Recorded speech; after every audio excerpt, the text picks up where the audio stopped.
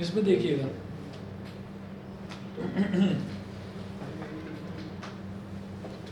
ये ना ऐसे दे रखा है, अब इसमें एरो की क्या इंपॉर्टेंस है ये समझना।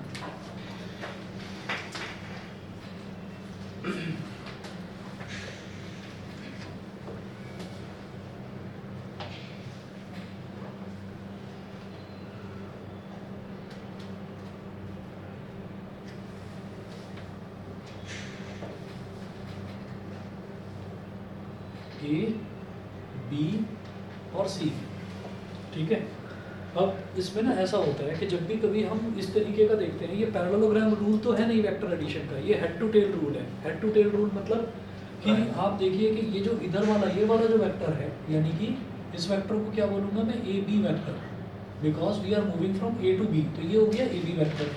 तो ए बी वेक्टर का जो हेड है और बी सी वेक्टर, ये वाला जो वेक्टर है ये है बी सी वेक्टर, क्योंकि we are heading from B to C, तो ये बी सी वेक्टर हो गया। तो ए बी वेक्टर का हेड और बी सी वेक्टर का टेल ये दोनों जुड़े हुए हैं। और फाइनली देखिए कि बी सी वेक्टर का हेड, बी सी वेक्टर का हेड और एक मिनट सर आ गया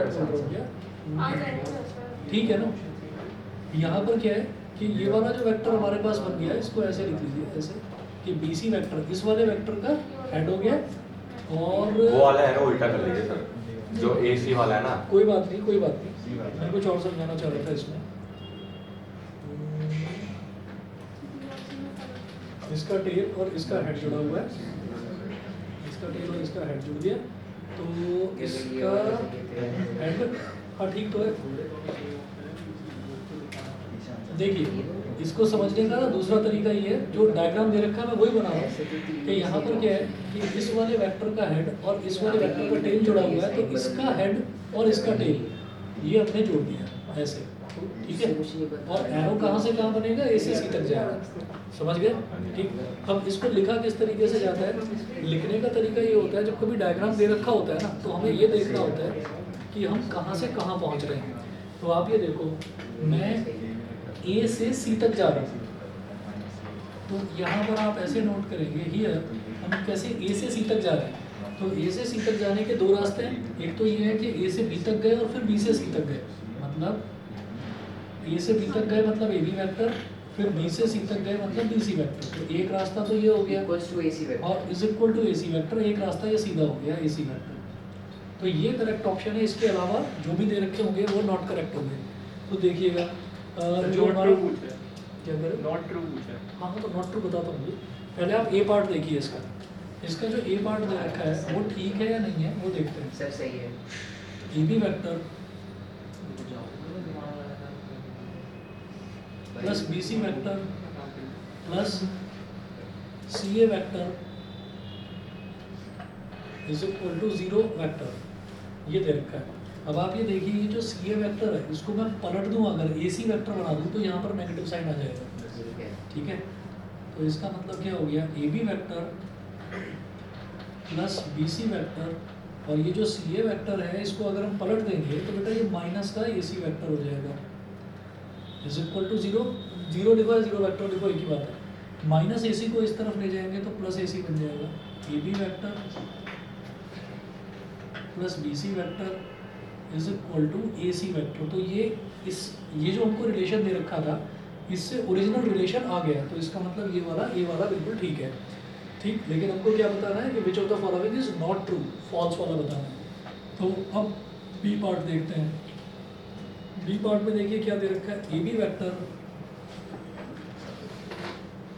plus B C vector minus A C vector is equal to 0। तो ये भी ट्रू है, ये भी ट्रू है भाई, A B vector plus B C vector, और जब ए सी वेक्टर को इधर लाएंगे तो वो क्या बन जाएगा, माइनस ए सी वेक्टर, तो बेटा बी वाला भी ट्रू है। उसके बाद देखिए जो इसका सी पार्ट दे रखा है, सी पार्ट में दे रखा है ए B vector plus B C vector, A B vector plus B C vector minus C A vector is equal to 0, ये दे रखा है। तो ये फॉल्स है, क्यों? क्योंकि अगर इसको मैं उस तरफ ले जाऊंगा, A B vector plus BC vector तो is equal to CA vector हो जाएगा विच इज फॉल्स। ये वाला फॉल्स है। और एक बार देख लो D वाला भी चेक कर लेते हैं, D वाला भी चेक कर लेते हैं। कई बार ऐसा भी होता है कि इसमें एक से ज़्यादा फॉल्स होते हैं, तो एक बार D वाला भी देखते हैं। D वाले में AB vector minus CB vector, AB vector minus CB vector और plus CA vector is equal to 0 vector. तो ये जो AB वेक्टर है इसको AB वेक्टर ही रहने दो और माइनस CB को जब आप पलट देंगे तो ये हो जाएगा प्लस का BC वेक्टर और इसको CA को पलट दोगे तो ये हो जाएगा माइनस का AC vector is equal to 0। इसको उधर ले जाओ तो ये हो जाएगा AB vector plus BC vector is equal to AC vector. तो ये भी ट्रू है। तो कुल मिलाकर सिर्फ C जो है वो फॉल्स था, बाकी सारे ट्रू है। ठीक है, समझ में आ गया? ऑनलाइन वाले बताएं। सचिका, श्रुति, कनिष्का, ऐश्वर्या, दृष्टि। Yes sir. चलिए ठीक है। उसके बाद देखिएगा क्वेश्चन नंबर 19 देखिए। सिंपल है सर। वो पूछ रहा है तो बता देता हूँ ना। If A vector and B vector are two collinear vectors, then which of the following are incorrect? जो कोलिनियर वेक्टर होते हैं, कोलिनियर वेक्टर का मतलब है कि जिनकी डायरेक्शन सेम है, जिनकी डायरेक्शन सेम है। तो अगर डायरेक्शन उनकी सेम है तो उसमें अगर कोई भी मान लीजिए हम टर्म कोई कांस्टेंट मल्टीप्लाई कर रहे हैं तो उस पर कोई फर्क नहीं पड़ेगा। तो जैसे पहला देखिए आप, उन्होंने बोला A vector and B vector are two collinear vectors. उन्होंने क्या पूछा है? Which of the following are incorrect? तो सही, जैसे A पार्ट है तो यहाँ दे रखा है A vector and B vector are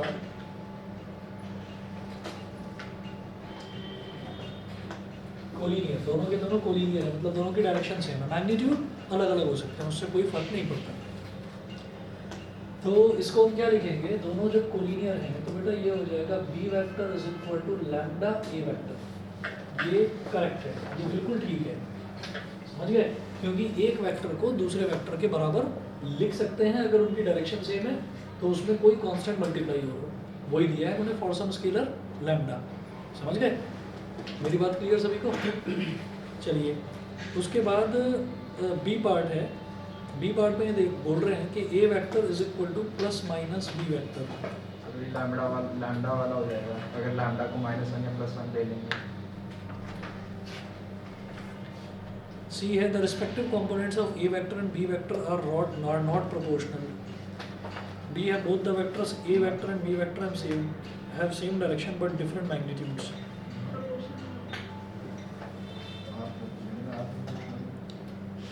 The respective components of A vector and B vector are not proportional. C गलत है। Respective components का मतलब क्या है कि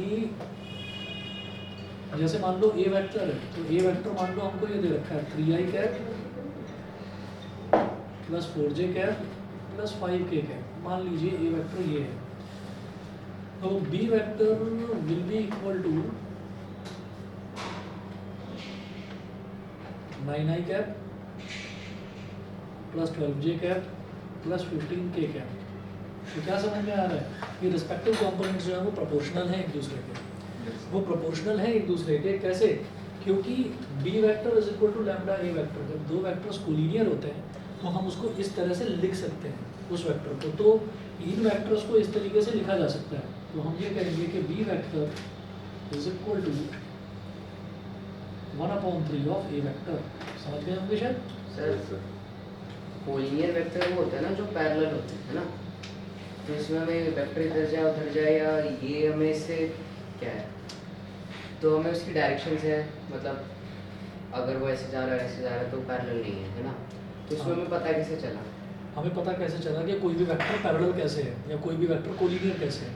उसमें होता क्या है कि उनके जो डायरेक्शन रेशोज होते हैं वो डायरेक्शन रेशोज प्रोपोर्शनल होने चाहिए।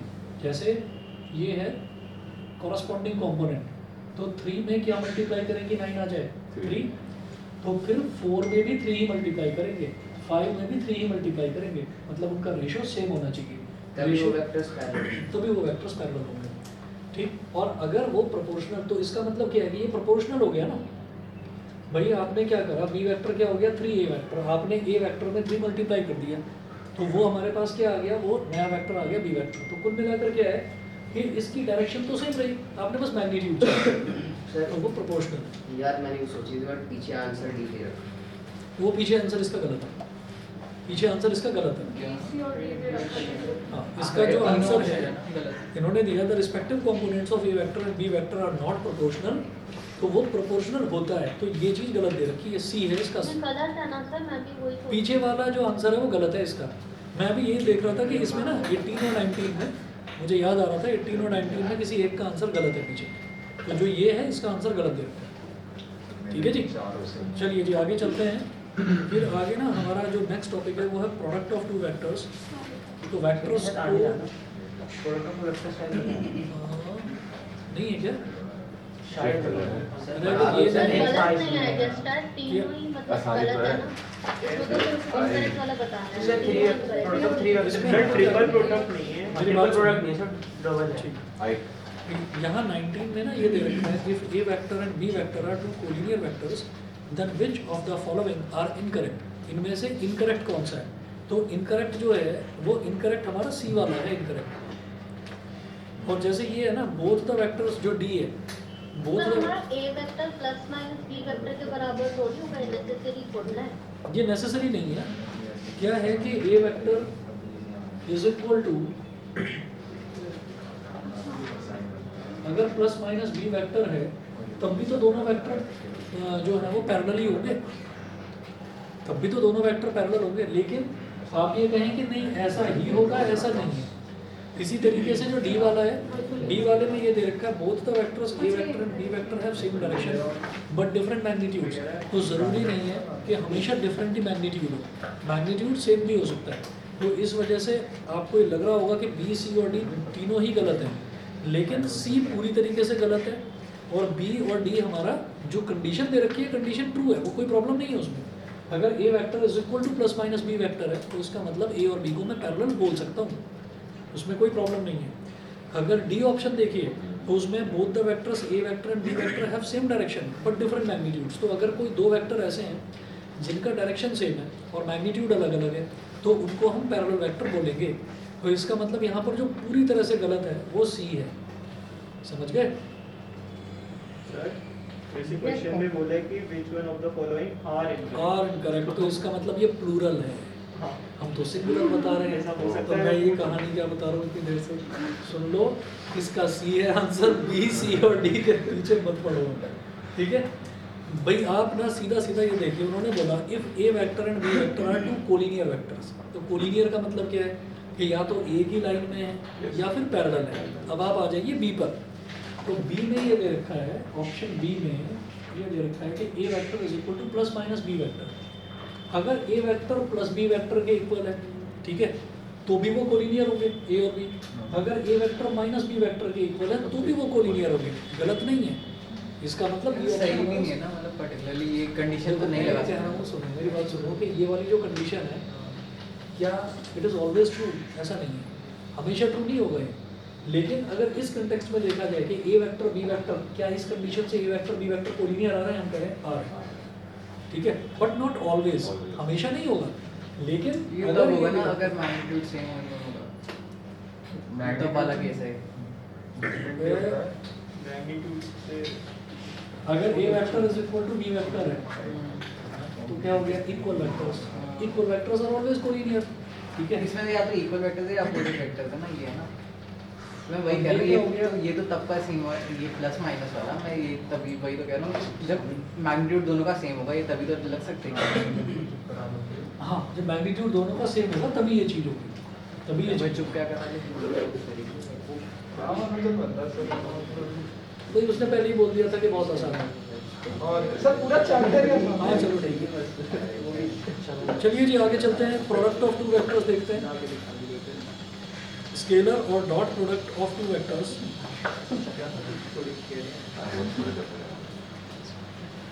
सर लास्ट टॉपिक है नहीं? हाँ, इस चैप्टर का लास्ट।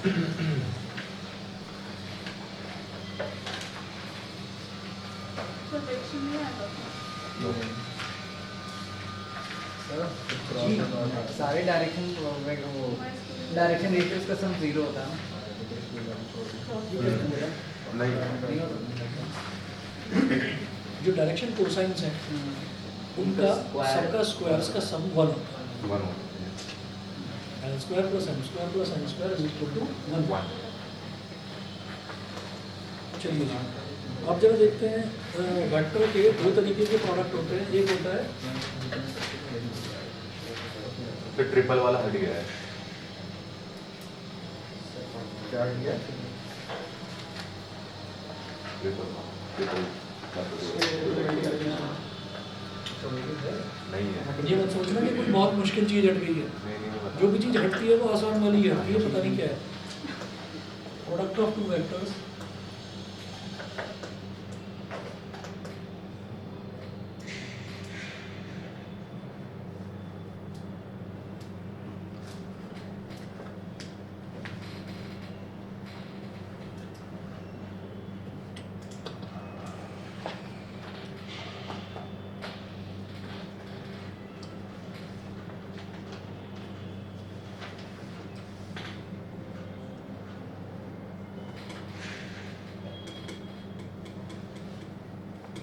स्केलर और डॉट प्रोडक्ट। स्केलर और डॉट प्रोडक्ट में क्या है कि अगर हमारे पास कोई दो वेक्टर्स हैं, मान लीजिए ए वेक्टर है और बी वेक्टर है।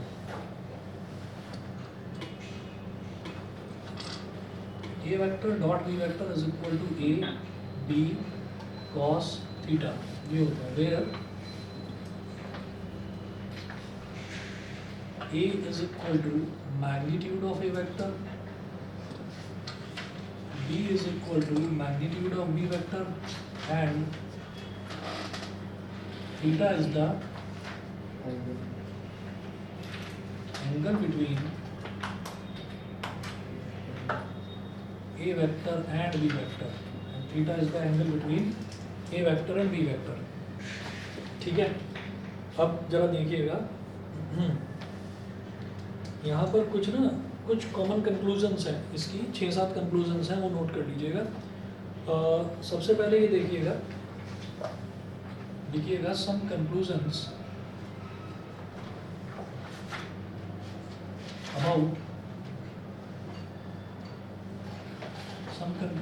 About scalar product. जो स्केलर प्रोडक्ट है उसके बारे में कुछ कंक्लूजन्स। अब वो कंक्लूजन्स किस तरीके के, पहली चीज ये, हाँ जी मम्मी इसके साथ ये होता है। चलिए जी देखिए, सब कंक्लूजन्स अबाउट स्केलर प्रोडक्ट। तो स्केलर प्रोडक्ट को स्केलर प्रोडक्ट ही क्यों बोलते हैं? क्योंकि जो इसका रिजल्ट है वो हमेशा स्केलर आता है। स्केलर प्रोडक्ट का रिजल्ट हमेशा स्केलर आता है। और डॉट प्रोडक्ट क्यों बोला जाता है इसको? क्योंकि दोनों के बीच में डॉट लगा देते हैं, इसलिए डॉट प्रोडक्ट बोला जाता है। यही है अभी यस सर। क्या ये ट्रायंगल बन रहा है, इधर वो भी हंसा, ये भी हंसा, ये भी हंसा। कुछ तुम्हारी वैसे मैं मेरे को पता है कुछ कोड वर्ड्स में बात होती होगी पक्का। सर मैंने कुछ नहीं किया। मैं तो हमेशा ऐसी सिचुएशन में पता नहीं कैसे आगे आ जाता हूँ।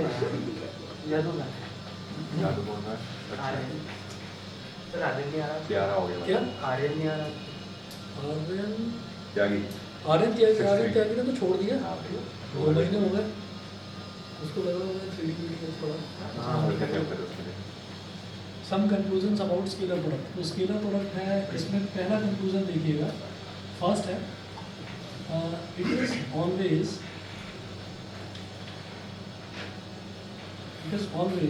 A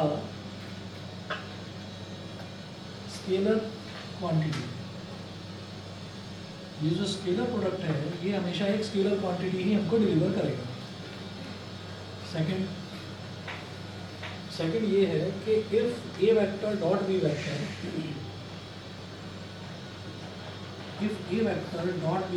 is equal to 0, it implies that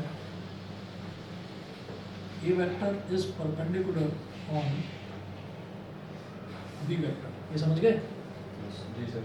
ऐसा क्यों होता है? क्योंकि A vector dot B vector क्या होता है, A B cos theta.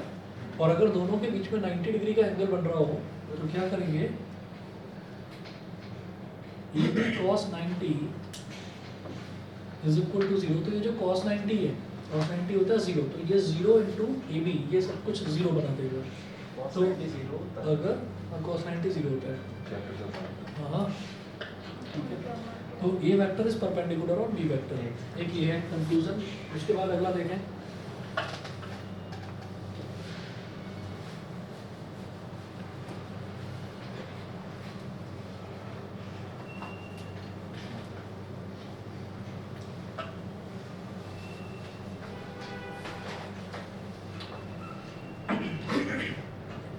if theta is equal to 0, third है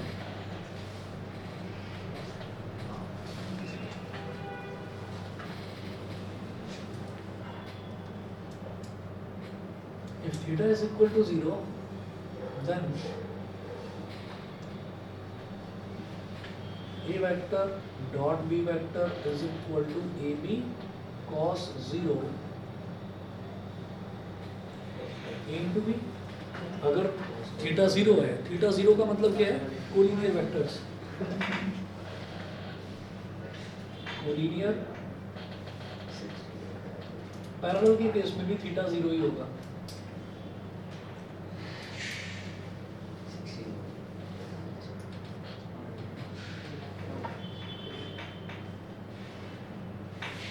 fourth,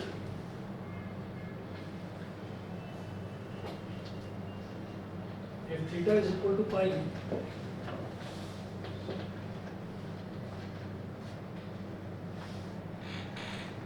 then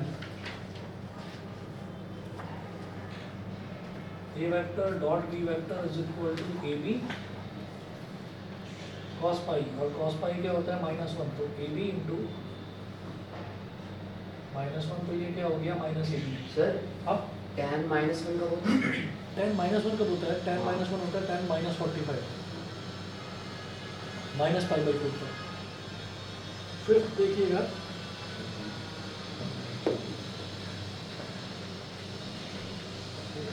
therefore I cap dot I cap is equal to j cap dot j cap is equal to k cap dot k cap, ये किसके बराबर हो जाएगा? 1 के बराबर। Reason क्या है? रीजन ये है कि आई कैप क्या है? यूनिट वेक्टर एक्स एक्सिस की डायरेक्शन में, और आई कैप क्या है? ये भी यूनिट वेक्टर एक्स एक्सिस की डायरेक्शन में, यानी कि दोनों यूनिट वेक्टर का डायरेक्शन क्या है? सेम अलोंग एक्स एक्सिस, तो दोनों के बीच में एंगल कितना हो गया? 0 डिग्री। ठीक है, आई कैप का मैग्नीट्यूड क्या होता है? 1, यूनिट वेक्टर है, यूनिट वेक्टर का मैग्नीट्यूड 1, तो आई कैप डॉट आई कैप क्या हो जाएगा? 1 मल्टीप्लाइड बाई 1 cos 0, cos 0 होता है 1, तो अल्टीमेटली ये क्या आ गया? 1। इसी तरह से J cap dot J cap क्या हो गया? Unit vector along Y axis multiplied by unit vector along Y axis, तो ये भी बनाएगा। लेकिन वहीं इसका उल्टा मैं ये देखूँ कि अगर आई कैप का जे कैप के साथ कर दें, या जे कैप का डॉट प्रोडक्ट के कैप के साथ कर दें, या के कैप का डॉट प्रोडक्ट आप किसके साथ? आई कैप के साथ करेंगे, तो रिजल्ट आएगा 0। क्यों आएगा 0? आई कैप क्या है? Unit vector along X axis, J cap क्या है? Unit vector along Y axis. तो आप ये देखिए कि जब I cap dot J cap करेंगे तो इसका मतलब क्या है कि एक एक्स एक्सिस के अलोंग एक वाई एक्सिस के अलोंग, दोनों के बीच में एंगल क्या होता है? एक्स और वाई के बीच में 90 डिग्री। तो ये हो जाएगा 1 into 1 cos 90 degree. cos 90 degree क्या होता है? 0। ठीक, तो इस तरह से ये हमारा 0 आ जाएगा। ऐसे ही जे और के का अगर डॉट प्रोडक्ट निकालेंगे, के और आई का निकालेंगे, तो वो भी 0 आएगा। तो हम सीधा सीधा ये याद रखते हैं कि अगर सेम वाले यूनिट वेक्टर्स का डॉट प्रोडक्ट निकाला जाएगा, आई का आई के साथ, जे का जे के साथ, के का के साथ, तो हमेशा बनाएगा, और डिफरेंट वाले का निकालेंगे तो वो हमेशा 0 आएगा। ठीक है, ये सीधा सीधा आपको याद रखना है। ठीक, आगे देखते हैं।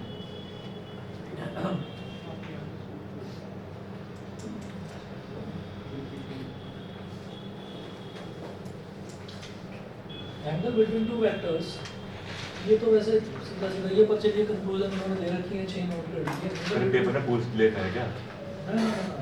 पेपर में पूछते नहीं है, लेकिन इनका यूज है आगे। यूज है, हाँ। हाँ, पेपर में डायरेक्ट नहीं पूछा जाएगा। Angle between two vectors, angle between two vectors is calculated as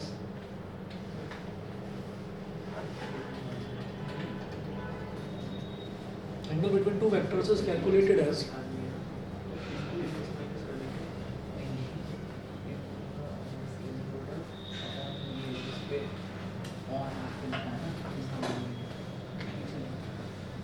sir tan inverse x plus tan inverse y का फॉर्मूला होता है?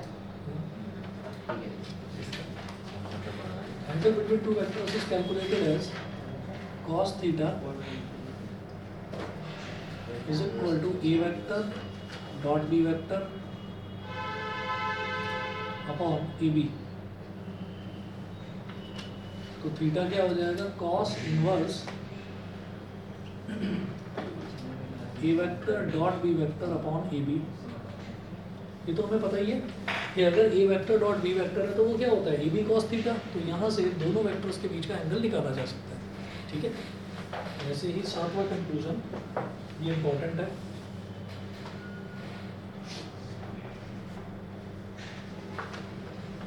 Scalar product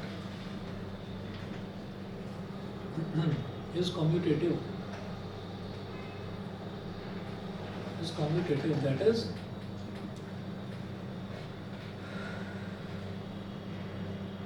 a vector dot b vector निकालो या b vector dot a vector निकालो, दोनों equal होते हैं. ठीक है. उसके बाद इसकी डिस्ट्रीब्यूटिव प्रॉपर्टी वगैरह ये कुछ करने की जरूरत नहीं है. प्रोजेक्शन करते हैं. मुझे 1 मिनट का टाइम दीजिए, अभी आ रहा हूँ. सर नॉर्मल वेक्टर प्रोडक्ट में ये ट्रू नहीं है ना? कौन सा वाला? वेक्टर प्रोडक्ट में a vector into b vector is not equal to a vector dot b vector जो कम्यूटेटिव प्रॉपर्टी बताई आपने वेक्टर वेक्टर प्रोडक्ट में नहीं है. वेक्टर प्रोडक्ट में ये एंटी कम्यूटेटिव होता है.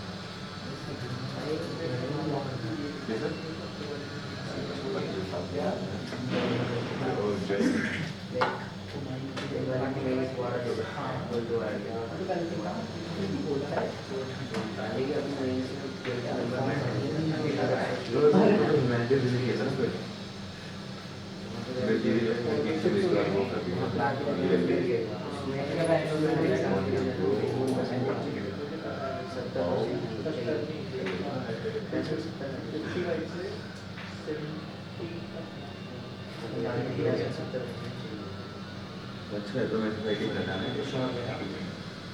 मैं अपने बैटिंग का स्टार्ट हो जाता हूँ.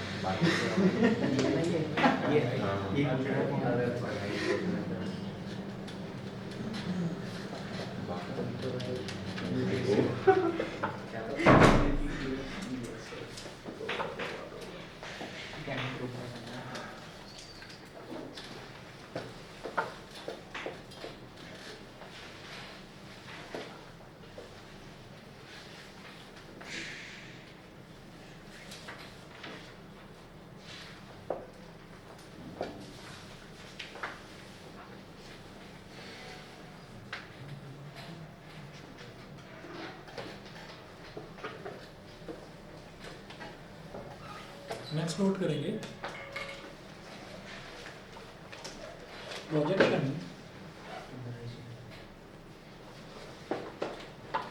projection of a vector on a line. Projection of a vector on a line.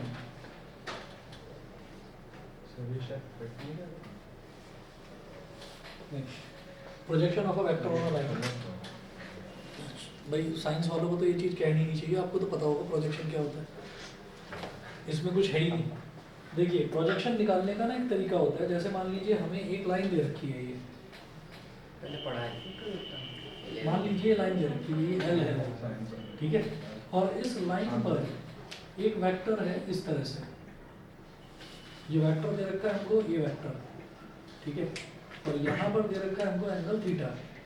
वो पूछेंगे कि इस वेक्टर का इस लाइन पर प्रोजेक्शन बताइए, तो आप क्या करेंगे, ऐसे एक इस पर परपेंडिकुलर ड्रॉप करेंगे और फिर आपको इसका प्रोजेक्शन बताना होगा। ये तो ये प्रोजेक्शन क्या होता है, इसको मैंने अगर प्रोजेक्शन को पी वेक्टर बोल दिया तो ये क्या हो जाएगा, ए कॉस थीटा। हाँ, वही जो हॉरिजॉन्टल वाला कंपोनेंट अच्छा, होता है ये- उसको ए कॉस ये थीटा तो तो बोलेंगे। ये तो तो हर ये डेरिवेशन में प्रोजेक्शन हुआ है। है। अच्छा ये सिंपल है सर। क्या करें फिर ठीक है, समझ गए। चलिए जी, तो ये हो गया ए कॉस थीटा। अब इसी तरीके से अगर मान लीजिए हमसे ना प्रोजेक्शन पूछा जाता है, वो कह देते हैं कि एक वेक्टर का दूसरे वेक्टर पर प्रोजेक्शन बताना है, तो कैसे बताओगे। एक सीधा सीधा फॉर्मूला नोट करिए, और इसमें कुछ भी दिमाग लगाने की जरूरत नहीं है, क्योंकि जो मैथ्स है, मैथ्स में जब आपसे प्रोजेक्शन पूछा जाएगा तो प्रोजेक्शन का डायग्राम नहीं बनवाएंगे, ठीक है। तो इसलिए सीधा डायग्राम, सीधा इसका फॉर्मूला लिखना कि ये तो था projection of a vector on a line. जब ये कहते हैं कि एक वेक्टर का दूसरे वेक्टर पर प्रोजेक्शन बताइए, projection of a vector on another vector, तो वो क्या होता है, उसका एक फॉर्मूला लिखें बस, projection of, sir cross product भी है ना सेल्स में। हाँ जी है, पहले ये करना है, हाँ सर। Projection of vector. अभी क्रॉस प्रोडक्ट बोलो मत, क्योंकि बोलने से क्या होता है ना कि जो बच्चे हैं जिनको नहीं पता है वो ये सोचते हैं कि ये पता नहीं कौन सी नई क्रॉस चीज़ है। वेक्टर तो और हल्का आसान है। नहीं, साइंस वालों के लिए आसान है, कॉमर्स और ह्यूमैनिटीज वाले भी तो बच्चे हैं ह्यूमैनिटीज का ऑनलाइन, तुम्हें नहीं पता। Online projection of vector A on A vector का बी वेक्टर पर जो प्रोजेक्शन है वो क्या होगा, A vector dot B vector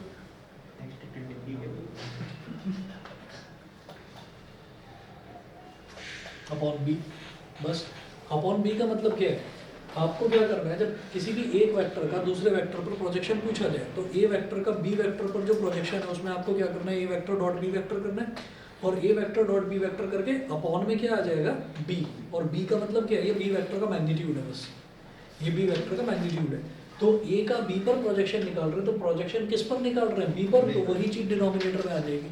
अगर बी ऑन ए पूछते तो क्या होता है, सर मॉड लगा देना बी में, अरे तो बी लिख दिया तो इसका मतलब ही वही है, मैग्नीट्यूड वेक्टर नहीं लगाया ऊपर सिंबल तो उसका लोग समझ गए, भावनाओं को समझते नहीं हो। नया बच्चा है। सिमिलरली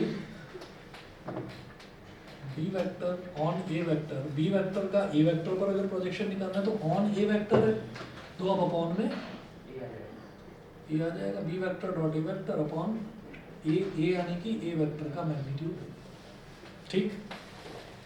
चलिए जी, इसके बाद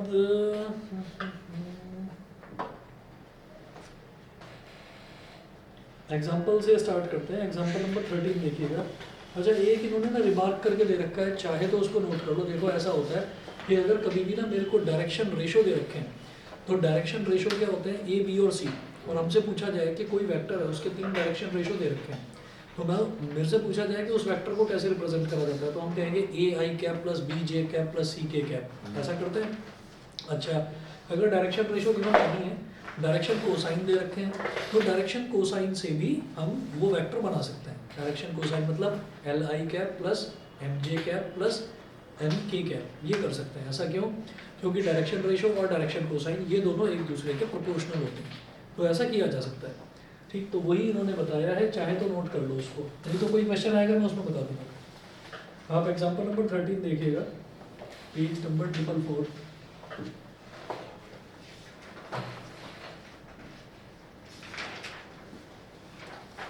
एग्जाम्पल 13, इसमें दे रखा है find the angle between two vectors A vector and B vector with magnitudes 1 and 2 respectively when A vector dot B vector is equal to 1, ठीक है। तो ए vector dot B vector is equal to 1, एक तो ये given है, ठीक है, और दूसरा क्या दे रखा है कि मैग्नीट्यूड ए का और बी का, मतलब ए का मैग्नीट्यूड 1 दे रखा है और बी का मैग्नीट्यूड 2 दे रखा है। A is equal to 1, B is equal to 2, ठीक है, ये भी गिवन है। अब नोट करिएगा, since a vector dot B vector is equal to 1, A vector dot B vector क्या होता है, A B cos theta is equal to 1। अब ए क्या है 1, बी क्या है 2 और cos theta is equal to 1। तो जब इस 2 को इधर ले जाएंगे तो cos theta is equal to क्या हो गया 1/2, it implies that theta is equal to 60 degree या π/3। ठीक है, ऐसे ही एग्जांपल नंबर 14 देखिए।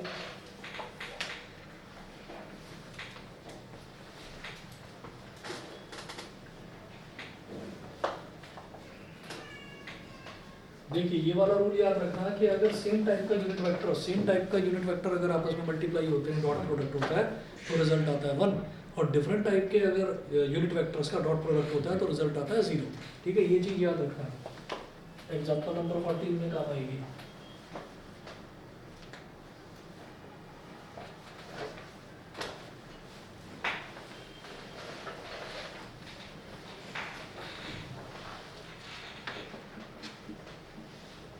एग्जाम्पल 14 में देखिए, find angle theta between the vectors A vector and B vector.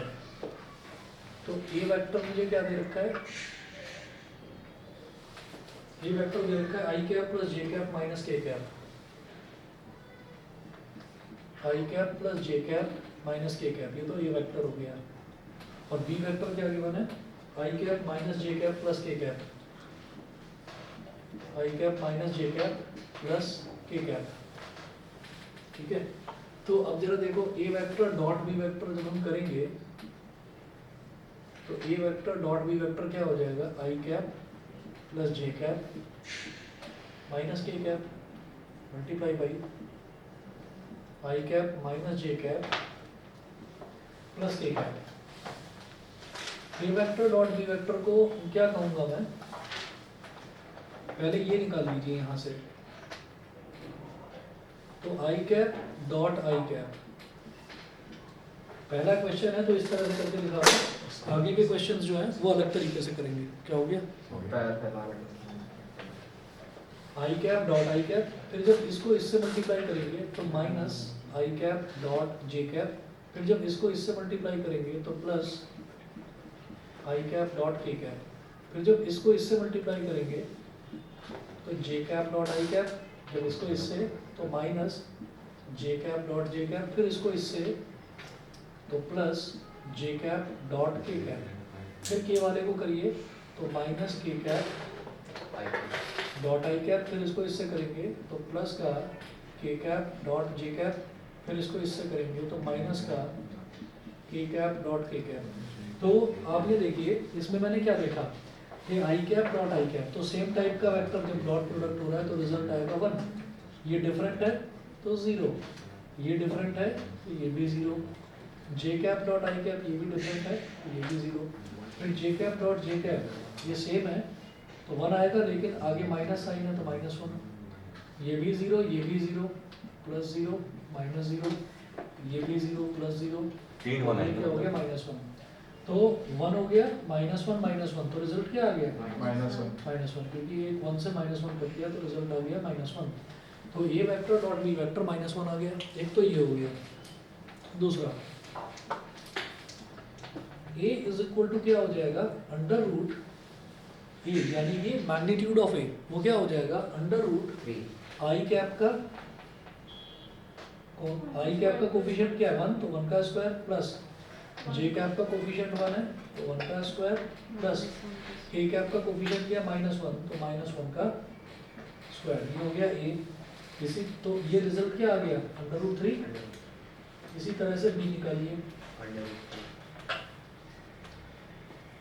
तो ये भी आई कैप का कोफिशिएंट 1 का स्क्वायर, इसका -1 तो -1 का स्क्वायर, और के कैप का 1 तो इसका 1 का स्क्वायर, ये भी √3। तो ए की वैल्यू √3, बी की वैल्यू √3, ए और बी की वैल्यू √3 और √3 आ गई हमारे पास। उसके बाद ये बोल रहे हैं कि आपको क्या निकालना है, इन दोनों वेक्टर्स के बीच का आपको एंगल निकालना है। तो जरा देखिएगा कैसे निकालेंगे।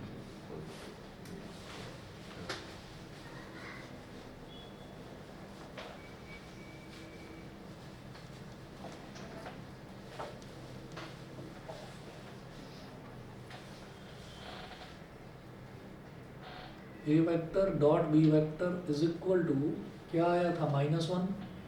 A vector dot B vector को ये भी तो बोलते हैं A B cos theta is equal to -1। अब ए है √3 और बी भी √3, cos theta is equal to -1। तो cos theta is equal to क्या हो गया -1/3। तो एंगल पूछ रहे हैं तो थीटा इज इक्वल टू आप लिखेंगे cos इनवर्स -1/3। और मैं ऐसे जानता हूँ कि सीधे सीधे मुझे पता नहीं है कि cos इनवर्स 1/3 या -1/3 की वैल्यू क्या होती है, तो हमने इसको सीधा ये बोल दिया cos इनवर्स -1/3। बस इतना ही कह देंगे, ठीक है। बताइए जी, क्लियर है? Yes sir. जैसे किसी को बेसिक ट्रिग्नोमेट्री नहीं आती तो वैसे ही कॉस इनवर्स करके छोड़ सकते हैं हाँ हाँ, वही करना है। और सिंपलीफाई नहीं करना, जैसे इसमें एक cos मिनट, ये बेसिक ट्रिग्नोमेट्री सबको आती है, जिन्होंने बेसिक क्लास लिया था ना 10th में, उनको भी आती है। ये सोच रहा है तो cos इनवर्स 1/2 लिख दूंगा। आती है, आती नहीं आती है मुझे, इतना भी क्या गुजरा नहीं। अरे मैं तुम्हारी बात नहीं कर रहा, मैं किसी की बात भाई कर रहा हूँ। जनरली बात, जनरल मैंने स्टेटमेंट, पूछा था ना, जैसे किसी को नहीं आती क्योंकि ह्यूमैनिटीज वाले भी आते हैं ना। इधर तुम यार, सर ये समझ रहे सर इसके बारे में बात कर रहे हो आप। अरे मेरू की हो गया नाराज नहीं होती। बॉम्बे वाले बच्चे अलग हैं भाई।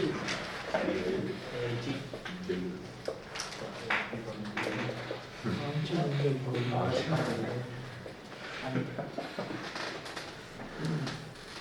कौन सी जगह है मुंबई में? बैंड्रा, हाँ, बैंड स्टैंड। कोटला, बैंड्रा और नाला- नरीमन पॉइंट, जुहू, हाँ। जुहू चौपाटी। मुंबई में बस मुंबई से ना और कुछ नहीं। अरे अलग अलग जगह की बात कर रहा हूँ। अब आदत डालो इन जगहों हाँ की, भाई। धीरे धीरे जाओगे वीकेंड नहीं, पे भाई। जाओगे।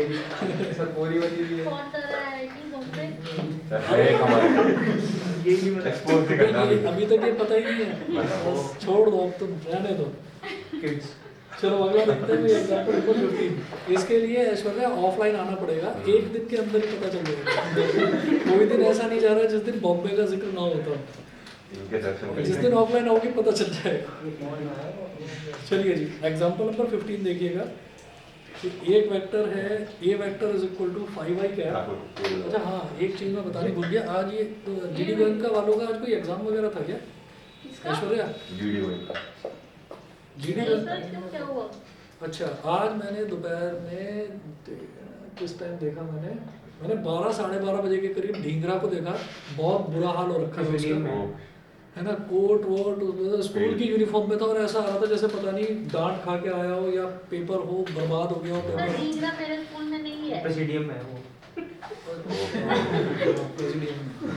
मैं पता नहीं बार बार उसको जीडी का सोचता हूँ, दिमाग से निकल जाता है। प्रेसिडियम में आज उससे पूछना पड़ेगा, मुझे लग रहा था आज उसका पेपर कुछ था। तो हुआ होगा। बहुत धीरे धीरे स्कूटी चला के बड़ा बुरा हाल हो रहा था, जैसे रात में बेचारे की नींद भी पूरी ना गिर तो हुई। नहीं है वो।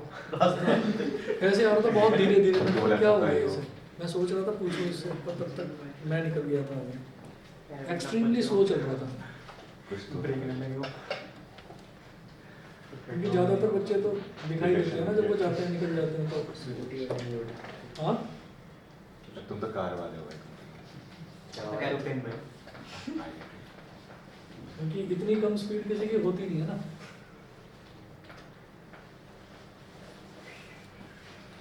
Five I cap minus J cap minus 3k cap,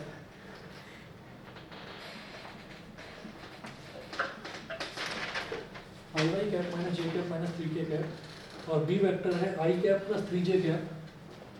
sir ये आई के ऊपर डॉट लगा के फिर कैप नहीं लगाते? नहीं नहीं, बस ऐसे ही करो, आई तो आई होता है ना। वो और काम पड़ जाएगा तुम्हारा। रिप्रेजेंटेशन होता है। Plus 3j cap minus 5k cap. ये डॉट के मार्क्स मिल रहे हैं। पास हो।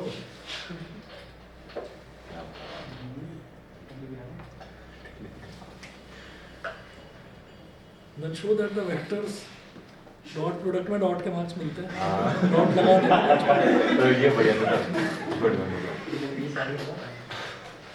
चलिए जी, ए वेक्टर, अब इसमें ना हमको ये शो करना है कि A vector plus B vector and A vector minus B vector are perpendicular, ये शो करना है। तो क्या करना है, इधर पहले किधर, सर पहले a प्लस बी करना है, वो माइंड माइंड में आपने फॉलो बोला था ना आईआईटी बॉम्बे के बारे में सोचा करो तो सोचना शुरू कर सोचने दिया इसने।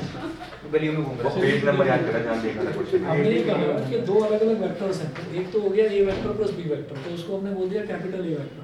Capital A vector is equal to small a vector plus B vector is equal to 5i minus J minus 3k plus i cap plus 3j minus 5k।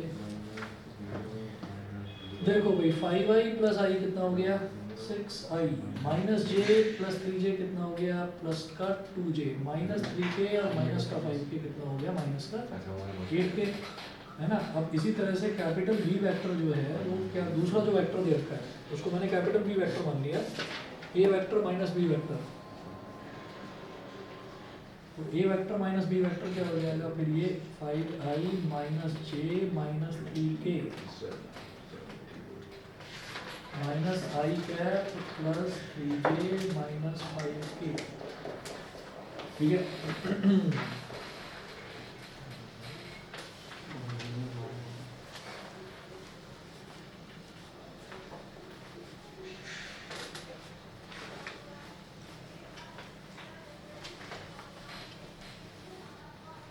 तो ये क्या हो गया 5i माइनस आई क्या हो गया 4i कैप माइनस जे minus 3j कितना हो गया minus 4j cap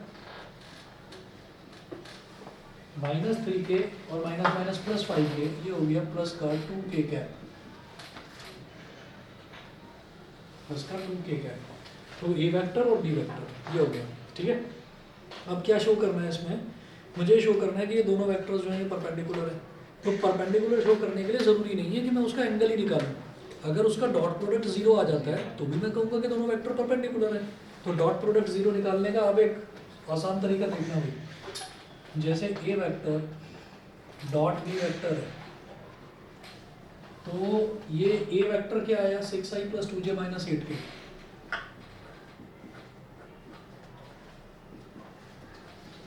dot 4i minus 4j plus 2k। तो सिर्फ सेम अब सुनिए जैसे यहाँ पर हमने पूरा इसको एक्सपैंड करके दिखाया था, तो मैंने बोला आपको कि मैं पहला ये क्वेश्चन है जिसमें मैं एक्सपैंड करके दिखा रहा हूँ। यहाँ पर मैंने क्या देखा, मुझे काम तो बस 3 ही टर्म्स आ रहे हैं ना, कौन से, जिसमें आई वाले को आई वाले से मल्टीप्लाई करा एक तो वो काम आ गया 1 हो गया, जिसमें जे वाले को जे से मल्टीप्लाई करा तो वो -1 हो गया, और माइनस के को के से करा तो वो -1 हो गया। तो इसका मतलब बाकी जो टर्म्स हैं उन सारे टर्म्स का कोई मतलब नहीं है। तो आप जब डॉट प्रोडक्ट करेंगे दो वेक्टर्स का तो आप आई वाले को आई वाले में मल्टीप्लाई करो, जे वाले को जे वाले में, के वाले को के वाले में, बाकी सारे टर्म्स दिखाने की ज़रूरत नहीं है। तो कैसे, जैसे कि आई वाला है तो 6i कैप और मल्टीप्लाई बाई 4i कैप, तो 6 4 जा 24 लिख दो सीधा सीधा बस।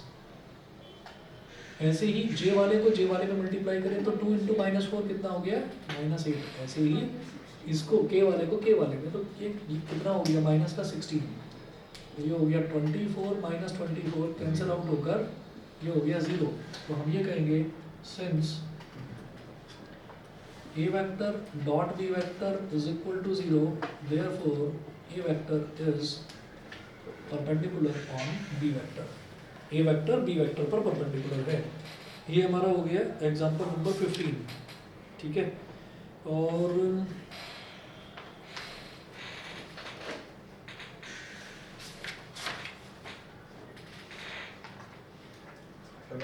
हो जाएंगे बताओ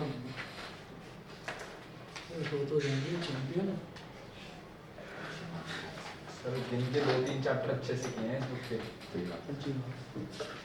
आने तो 3D पर आने दो ना जरा। नहीं सर वो नहीं, वो सर वो नहीं, टफ है क्या? वो डिफरेंशियल 3D जब हम करेंगे तो रोज का एक होमवर्क रहेगा, वो याद रखना। रटने के लिए कुछ फॉर्मूले दूंगा, वो रट के ही आने पड़ेंगे, नहीं रटोगे तो खुद का नुकसान उठाओगे, याद रखना। 3D में बच्चे फिर ना घूम जाते हैं, कर ही नहीं पाते क्वेश्चन। एक्सरसाइज 10.3 का आपको 1 से लेकर 6 तक क्वेश्चंस, बस इतने क्वेश्चंस ट्राई करने हैं, बाकी छोड़ देना। 10.3 का क्वेश्चन नंबर 1 से 6 तक कर लिया तो बहुत अच्छी बात है। तुमने तो सारा ही कर लिया। और सर एक्सरसाइज 10.3 का क्वेश्चन नंबर 1 से 6 तक माइंड हो गया। क्या हो गया? सच में सोचने लगे क्या कुछ? मरीन ड्राइव पे घूम रहा है। चलिए जी, ओके। आज ये तो तुझे घुमा दूंगा डिवाइन को वहाँ से मिलने गया वो। Hi programme. चलिए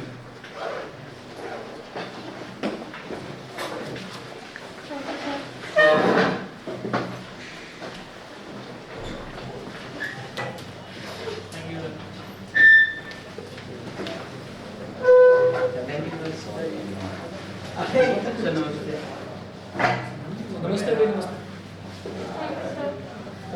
अच्छा किसको है? सर क्या इसको? ओहो,